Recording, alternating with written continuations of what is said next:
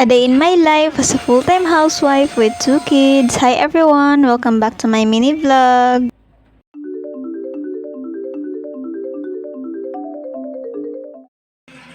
So, karugtong pa rin pala ito ng ating in-upload na mini-vlog kaninang umaga mga mi. At ayan, kakatapos lang din namin yan mag-almusal. So, ayun mga mi, nagligpit nga lang ako nitong aming higaan para naman maumpisahan ko na talaga gawin ko At ngayon. At sa wakas nga mga mi, after 4 days nga mula ng bagyo, ay maligpit ko na talaga itong aming higaan. Gamit na gamitin kasi ito nitong mga nakaraan mi kasi paano ba naman natenga kami dito sa bahay at hindi talaga kami nakalabas dahil nga maulan. Itong aming maliit nga na kutsyon mga mi, medyo basa pa nga to pero ayan, binakyum ko nga din muna dahil nga bibilad ko nga yan doon sa may terrace ngayon. Basa rin kasi itong kutsyon namin nung bagyo mga mi kasi nga nung Lunes nga ng madaling araw hindi namin namalaya na napuno nga yung drainage doon namin sa terrace kaya naman ayun pumasok yung tubig dito sa loob ng bahay kaya nabasa itong kutsyon namin. Buti na lang talaga nung Martes ay medyo huminto nga yung ulan at medyo nagpakita nga yung sinag ng araw kaya medyo nabilad ko rin ito. Pero hindi rin talaga literal na natuyo mga mi kasi hindi rin naman kasi ganun kasikatan yung araw at ginamit kaagad namin ito dahil wala din naman kaming ibang mapaghigaan. So ayun, binacuum ko nga din muna ito mga mi bago ko nga ito ibila dito sa may bintana. Pagkatapos ay nag-vacuum na nga rin muna ako dito sa may gilid mga mi para naman dito ko ilagay mamaya itong kutsyon. Wala kasi akong ibang mapagbilaran nito mga mi kundi dito lang sa may bintana dahil dito lang talaga sumisinag yung araw. So anyways mga mi, fast forward, mga bandang 2:00 na nga imedya ito ng hapon at ayan napatulog ko na nga din pala si Bibi Amelia sa mga oras na yan. Nag-aircon nga kami sa mga oras na yan mga mi kaya ayan kinumutan ko na nga din muna si Bibi Amelia. And for today's agenda naman mga mi, maglilinis nga ako dito sa may kusina namin kasi nga meron na naman akong nakita mga dumi-dumi nga ng mga bababait dito nga sa ibabaw ng istante. Ewan ko na lang talaga bakit nga hindi ito nawawala yung mga mababait dito kahit anong gawin kong pang-trap. Pero bago pa yun mga mi, ayan, niligpit ko nga muna itong hinugasan ko kagabi. At nilagay ko nga muna dito sa kanilang lagayan para naman hindi na nga ito madumihan at maalikabukan. Meron pa nga din akong natenggang mga hugasin dyan sa may lababo mga mi kasi alam nyo naman kapag nga Sabado wala talaga katubig-tubig dito na maakyat dito sa 3rd floor. So ito nga yung sinasabi ko sa inyo mga mi, ayan tingnan nyo naman kung nakikita nyo marami nga din dyang mga langgam at saka mga dumi-dumi nga ng mga mababait. Kaya ayan inumpisahan ko na nga din itong tanggalin itong mga nakalagay dito lahat dito sa itaas para naman maumpisahan ko ng malinis dito. At dahil sa mga oras na yan mga mi, hindi ako pwede mag-vacuum kaya naman ayan gumamit lang ako ng basahan at saka plastic at dito ko nga inilaglag. Yung mga nakukuha kong mga dumi mga mi at tingnan nyo naman kung gaano nga kaalikabok dyan part na yan. Ang partner natin sa paglilinis ngayon mga mi kung walang iba kundi itong surface cleaner ng Wala pa man noon mga mi nung hindi pa man ako nag mini vlog. Ito na talaga yung ginagamit ko na panglinis dito nga sa aming bahay or dito sa may kusina.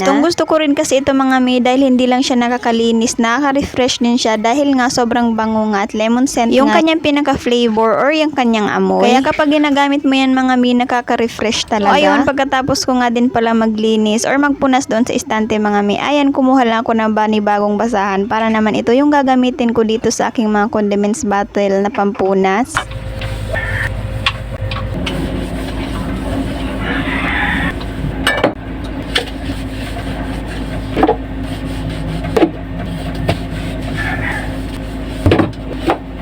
At ito pa nga yung bagoong nung nakaraan mga mi, hindi pa talaga namin yan nabawasan dahil nga pinipreserve pa namin yan ng matagal para naman mas masarap.